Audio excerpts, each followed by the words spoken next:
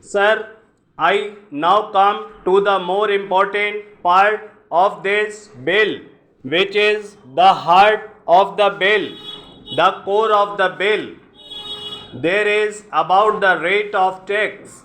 I will presently read portions from the Chief Economic Advisor's report. The heart of this bill is what the tax will be. It is not a matter between the Union Finance Minister and the State Finance Ministers. There is a third line to the triangle. That is the people of this country. Every Union Finance Minister wants to maximize revenues. Every State Finance Minister is under pressure to maximize revenues. There is nothing wrong with that. But please remember, we are dealing with an indirect tax.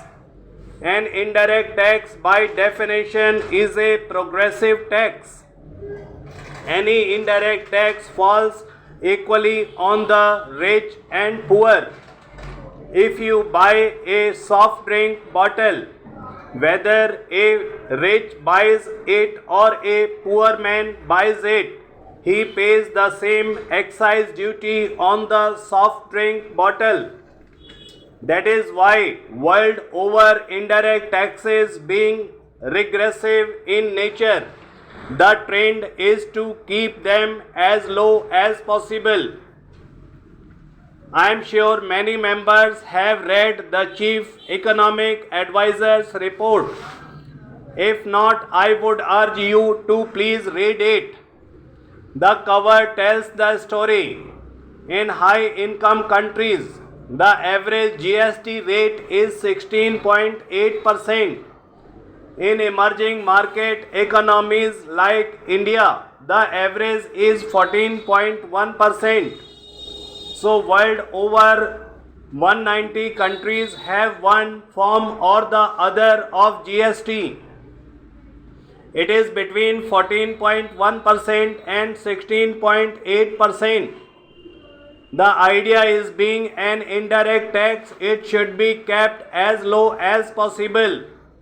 The taxes that fall more on the rich and less on the poor are income tax and corporate tax.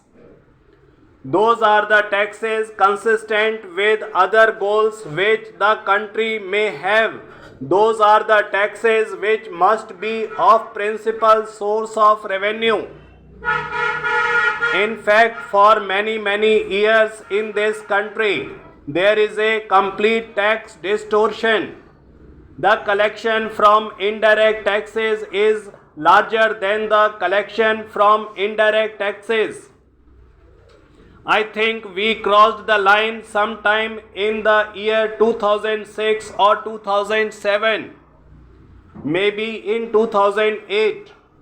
We crossed the line when the collection from direct taxes overtook the collection from indirect taxes, and that remains so even today in our country. In fact, the collection from indirect taxes should far overweight and collection from indirect taxes. So what we do not do, we need to keep the taxes low. At the same time, we must protect the existing revenue of the union government and state governments. So how do we go about it? We go about it by discovering what is called a revenue natural rate.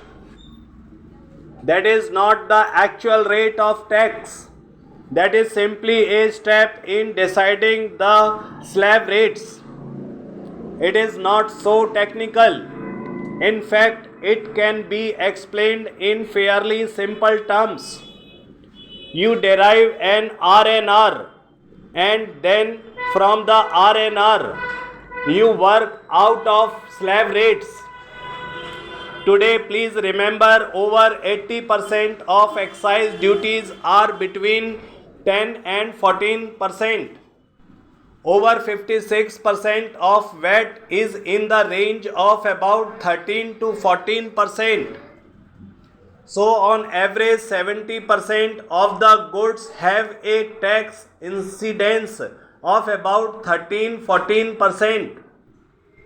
But there are huge tax losses because of an inefficient collection machinery and a large number of goods escapes taxes. They are neither captured by the union nor captured by the states, etc., etc. The GST is supposed to be a more efficient tax. If the union captures it, it cannot escape state tax. If the state captures it, it cannot escape union tax. Therefore, it is more efficient. And because it is not cascading, more people will comply with it because it is a self-audit method, a chain of transaction. It is very difficult to escape the tax. All these are argued everywhere, and I don't wish to repeat those arguments. Now the chief economic advisor of the government, working with experts, including state government representatives, arrived at an RNR of 15 to 15.5 and then suggested that the standard rate should be 18. The Congress party did not pluck 18 from the air. This 18 came out of your report. The standard rate must be 18. You can have then a lower rate less than 18. And you can have a demerit rate of more than 18. But the standard rate, the rate that will apply to most groups and most services, must be 18. And the chief economic advisor has argued very cogently that it alone will make it non-inflationary, acceptable to the public, and an efficient way of taxing without tax evasion. Now, when we say cap the tax rate, what are we saying? We are saying that this rate should not be changed by the whim of the executive. Today, excise duties are changed by the whim of the executive. 3 days ago, they reduced the price of petrol and diesel. 3 days later, they increased.